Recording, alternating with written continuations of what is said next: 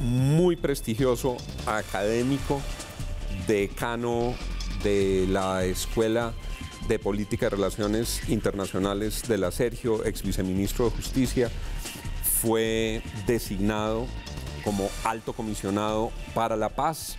Su nombramiento se recibió con alegría y con respeto porque se conoce su trayectoria de hombre decente, de hombre estudioso, y a mí me da mucho gusto tenerlo en nuestro programa esta noche. Bienvenido, doctor Ceballos. Juan, buenas noches para usted, para todos los colombianos.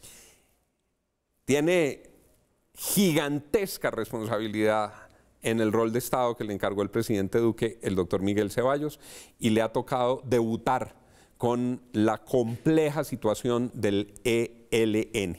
Tenemos noticias frescas del día de hoy, doctor Miguel. ¿Cómo va ese proceso?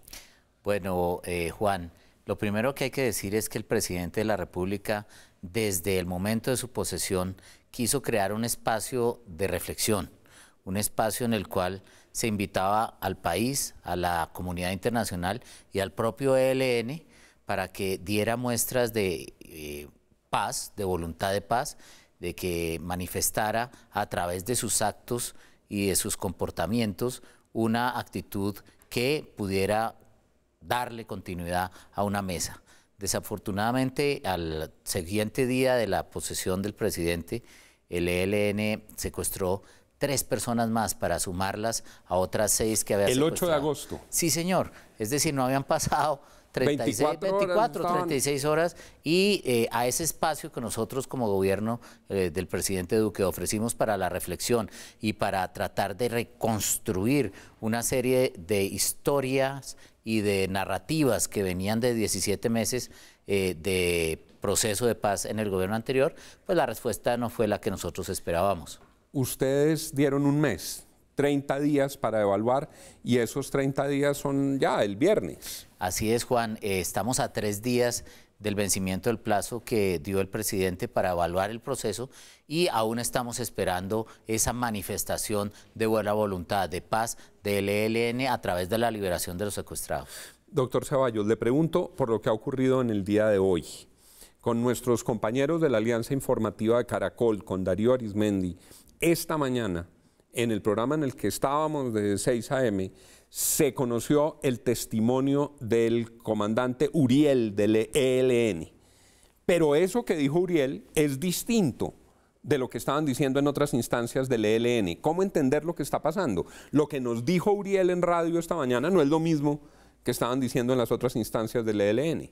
Usted sabe, Juan, que ahora el Twitter se vuelve una manifestación de oficialidad de las declaraciones o de los comunicados de las distintas entidades públicas, privadas, y entre ellas, desafortunadamente, también de aquellos que cometen delitos. En este caso, el ELN tiene una cuenta oficial en Twitter y en esa cuenta oficial fijó el comunicado de lo que se llama la Dirección Nacional, que es una instancia de mando del ELN. ¿Cómo es? ¿ELN Rampal? ¿Cómo dice la...? ELN Rampal, y hay otro que se llama ELN Paz. ¿Y esta es cuál cuenta? ELN Paz. ELN Paz. Así es, cualquier colombiano. ELN Paz, ¿qué dijeron ellos? Ellos dijeron concretamente que habían tomado la decisión de liberar a estas personas secuestradas y que lo harían digamos, bajo su propia responsabilidad, acusando al gobierno de algo que obviamente es injusto, y es que el gobierno no había querido digamos, estructurar lo que ellos llaman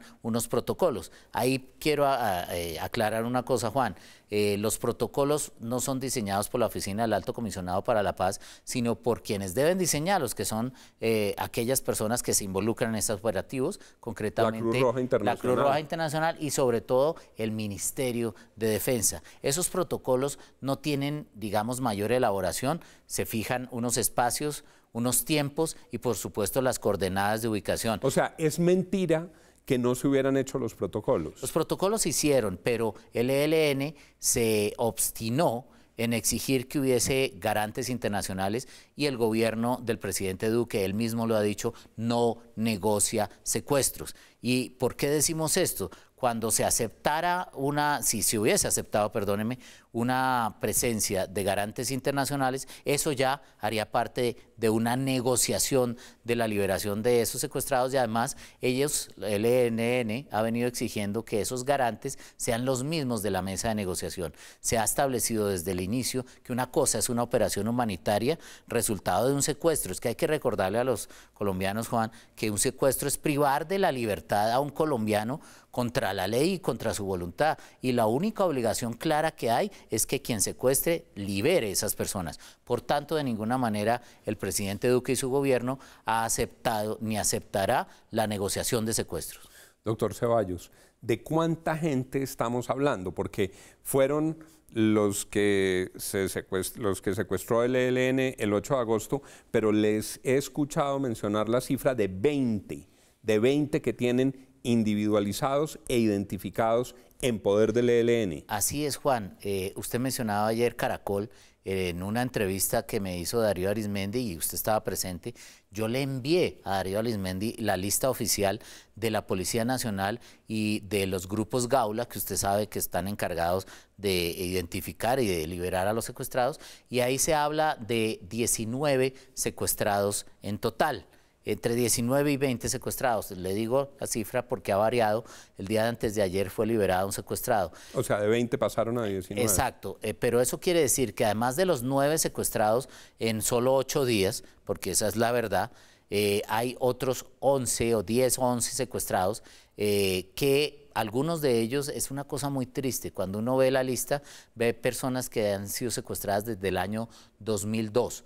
Entonces, o sea, llevan 16 años secuestrados. Así es, y hay unas personas que las autoridades de policía piensan que ya fallecieron. Incluso se han verificado con algunos de los miembros representantes de la delegación en ELN que esas personas fueron secuestradas y murieron en cautiverio. Bueno, vimos casos de gente que salió de las FARC después de 14 años, ¿no? Así Militares, los que estuvieron como en esos campos de concentración en los que ellos los mantenían. Volvamos al ELN. Entonces, ¿cuáles son los pasos de los próximos días, doctor Ceballos? Bueno, la evaluación que anunció el señor presidente se dará a conocer este viernes, y yo insisto, Juan, lo más importante es el mensaje que se va a enviar a los colombianos. Hubo 17 meses de conversaciones en los cuales el conflicto permaneció activo, salvo un periodo muy pequeño de un cese bilateral temporal, al final del cual usted recordará episodios muy tristes como la muerte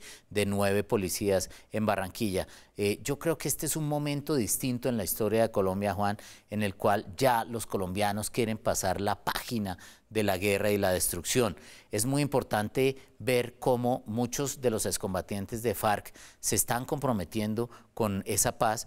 Varios de los dirigentes, incluido Timochenko, que digamos rompió uno de los fantasmas que todo el mundo tenía en la cabeza, el otro día estuvo en el Palacio de Nariño. Eso quiere decir que el talante del gobierno del presidente Duque es respetar lo acordado e implementar los acuerdos, obviamente con unos ajustes que él ha anunciado. Pero eso es un mensaje fuerte para la ELN. Estamos en otra Colombia, Juan, y esa otra Colombia merece la paz.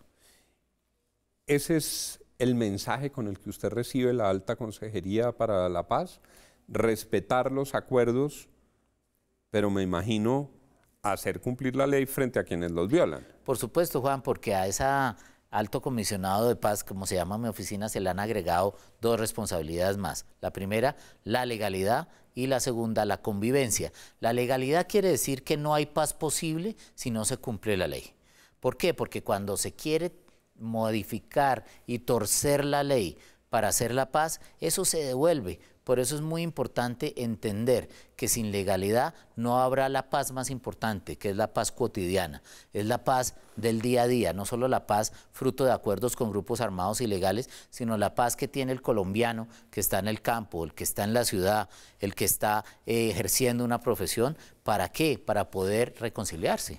Usted va a trabajar en ese frente, digamos, para el comisionado Miguel Ceballos. El único rostro de la paz no es la negociación. Por supuesto, y ese es un mensaje al país. Un país que tenga un comisionado de paz para toda la eternidad es un país que tiene problemas serios. Es decir, esta oficina ni siquiera debería existir, ya lleva más de 20 años y debería desaparecer. Ojalá yo me quedara sin esa parte de mi trabajo, que es tener que hacer acuerdos con grupos que desafían el Estado y la legalidad.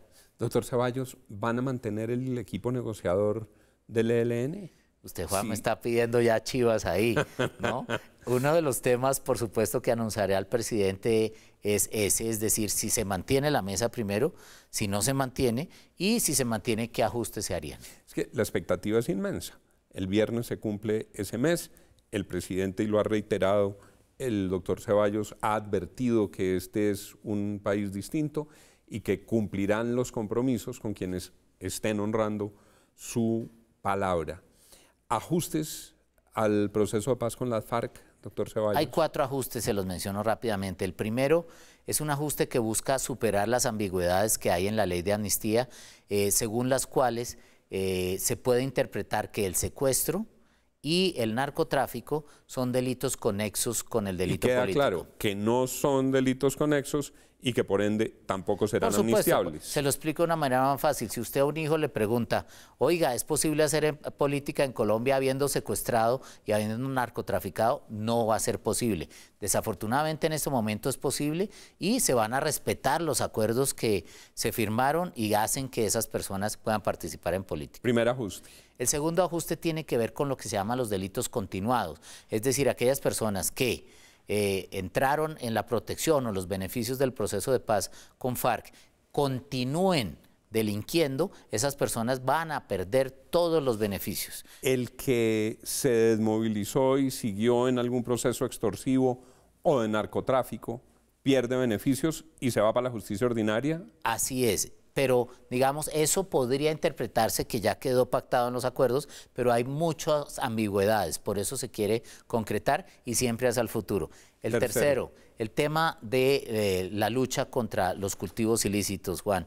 Mientras en este país haya más de 200.000 hectáreas de coca, va a ser muy difícil hacer cualquier proceso de paz y no solamente acuerdos con grupos armados, sino buscar la paz social. La coca daña el diálogo social. El gran motor de la violencia, el gran motor de la desintegración social. Así es, y tiene que ver con esa segunda parte de mi trabajo, la legalidad. Es muy importante que los campesinos que siembran coca en Colombia, muchos de ellos manejados por grupos ilegales con intereses propios, entiendan que sembrar coca no es legal en Colombia. Y esa ambigüedad se derivó de una narrativa de los acuerdos que decía que una cosa era cultivos ilícitos y otra cultivos de uso ilícito. No, señor, todos los cultivos de drogas, de estupefacientes son ilícitos y por tanto el Estado está en la obligación de combatirlos. Viene Trump, ¿no? Me imagino que ese será un tema de la agenda con el señor Trump. Yo también, yo estoy seguro de que lo será. Ojalá que esa agenda no se narcotizara de nuevo, pero la realidad es que una de las malas herencias que recibimos del gobierno anterior fue ese mar de coca. Y el mar de coca no solamente daña la paz y la reconciliación, sino el diálogo social. ¿Y el último ajuste? Bueno, el último ajuste tiene que ver con algo que se llama la elegibilidad política, un término como muy complicado para decir que aquellas personas que siendo elegidas o más bien fruto de los acuerdos de paz, que no puedan ejercer su cargo público, por ejemplo, una asamblea, un diputado de una asamblea, un alcalde, un gobernador o un congresista, o un senador o un representante, digamos que haya cometido delitos de lesa humanidad que son muy graves, delitos, por ejemplo, el reclutamiento de menores, el secuestro, los actos abusivos, sexuales abusivos, esa persona no pueda ejercer ese cargo público. Me preguntará usted, ¿las FARC lo están haciendo? Sí, esos acuerdos ya quedaron y por algo que se llama la favorabilidad penal, ellos pueden seguir ejerciendo esos cargos. Lo que quiere el señor presidente Duque es que hacia el futuro no haya manera de que una persona que ha cometido un grave delito de lesa humanidad pueda ejercer ese cargo. Es un reclutador de menores o un violador de niños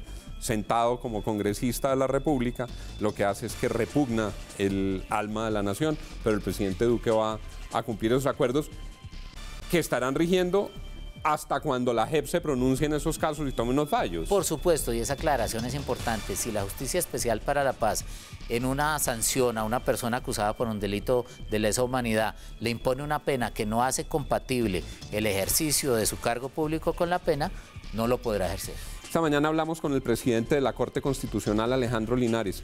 Ojalá la sentencia de la Corte obligue a la JEP a priorizar esos casos de violación de menores. Doctor Ceballos, es un gusto tenerlo aquí. Difícil tarea la que tiene, pero sabemos que tiene con qué hacerla muy bien y por el bien de Colombia. Muchas Esperamos gracias. que tenga el mejor desarrollo. Gracias por habernos acompañado. Gracias a usted, Juan. Buenas noches para los colombianos.